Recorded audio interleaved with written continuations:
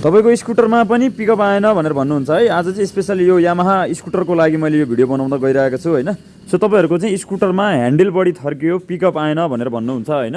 र तपाईले चाहिँ यो कुरालाई ध्यान दिनु हुँदैन है। तपाईको स्कुटरमा लागेको बेल्ट ओरिजिनल छ कि डुप्लिकेट छ कि बाहिरको कुन कस्तो कम्पनीको लगाउनु भएको छ भन्ने कुरालाई चाहिँ याद गर्नुहुन्न, मेकानिकलाई भर गर्नुहुन्छ है।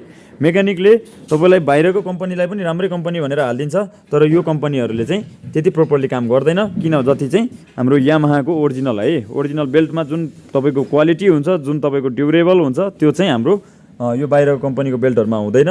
पिकअप यो बेल्ट लगाउँदा तपाईको म्याक्सिमम प्रब्लमहरु भाइब्रेसनको हैन, बेल्ट तन्किने, तपाईको म्याक्सिमम तपाईको चाहिँ पिकअप लस हुने हैन, पावर नदिने, माइलेज ड्रप हुने धेरै कुराहरु चाहिँ यो बेल्टसँग जोडेको हुन्छ। सो तपाईले चाहिँ ओरिजिनल बेल्टमा चाहिँ यसरी यामाहा नै लेखेको हुन्छ। यो कुरालाई चाहिँ एकदमै ध्यान दिनु होला।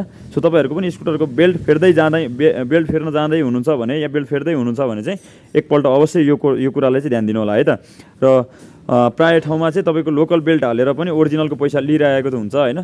यो कुरामा चाहिँ प्राय धेरैजनालाई यो जानकारी नभएको कारणले मैले यो भिडियो बनाउन गइरहेको छु। सो तपाईको आफ्नो स्कुटरमा है, स्कुटरमा चाहिँ बेल्ट फेर्ने बेलामा चाहिँ यामाहाको स्कुटर चढ्दै हुनुहुन्छ भने चाहिँ यो कुरालाई एकदमै ध्यान दिनु। यो बेल्टमा यदि यो चिज लेखेको छैन हैन, यस्तो यामाहाहरु या यो पार्ट नम्बर केही छैन भने चाहिँ तपाईहरुले त्यो बेल्ट चाहिँ नलाउनु होला है त।